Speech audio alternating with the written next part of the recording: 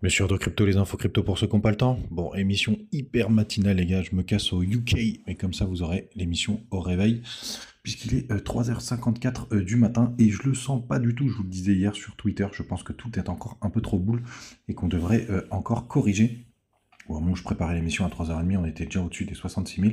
On continue de dumper, on va regarder ça rapidement. En tout cas, sur la map, c'est vraiment dégueulasse, tout est rouge. On a BTC qui perd 3%, 6% du côté d'Ethereum, Missile Sol qui perd 10%, il a lâché les 200 $. On a CryptoClebar aussi qui perd 10%, pareil pour Shiba. Contre-perf aussi du côté de NIR qui corrige de 18%. On a juste APT qui est dans le vert là, plus 0,7% ce matin.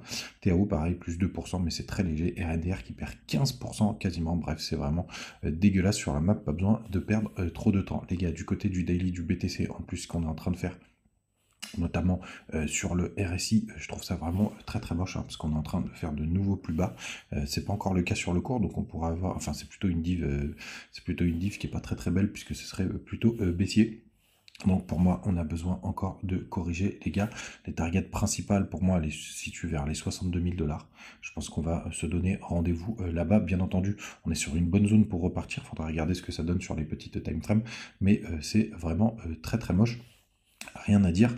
Dégueu. D'ailleurs, je vous le disais, ouais, donc hier, je vous le disais sur Twitter, que je le sentais pas et que je pensais que tout était encore trop boule et qu'à mon avis, on devait visiter plus bas.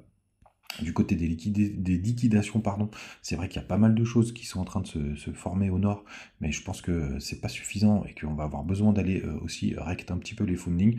Donc, vous voyez, là, on pourrait, enfin, ça nous indique qu'on pourrait plutôt aller jusqu'aux 63 000, que ce serait largement suffisant.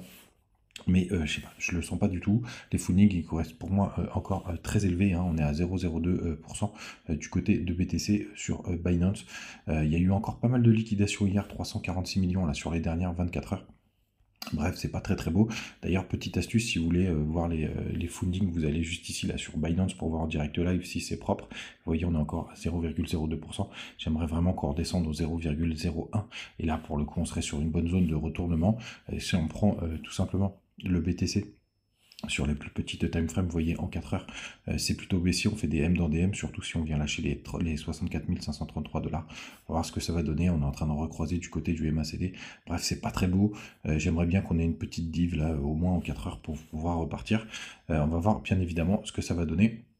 Et en 1 heure, c'est pareil, c'est dégueulasse. On peut considérer qu'on a eu un petit W ici, mais il y a la petite mèche qui annule ça. Enfin bref, c'est pas très très beau, les gars. Pas besoin de vous faire une émission de 3 heures. En attendant, n'hésitez pas à nous rejoindre du côté du Telegram. J'essaierai d'être un peu plus actif là pendant ces 2-3 jours. Je sais pas à quelle heure sortiront les vidéos. Et bien entendu, vous avez les bonus du côté de Big Get, de Big X et de Mexé. On est ensemble, les gars, et faites attention à vous. Ciao!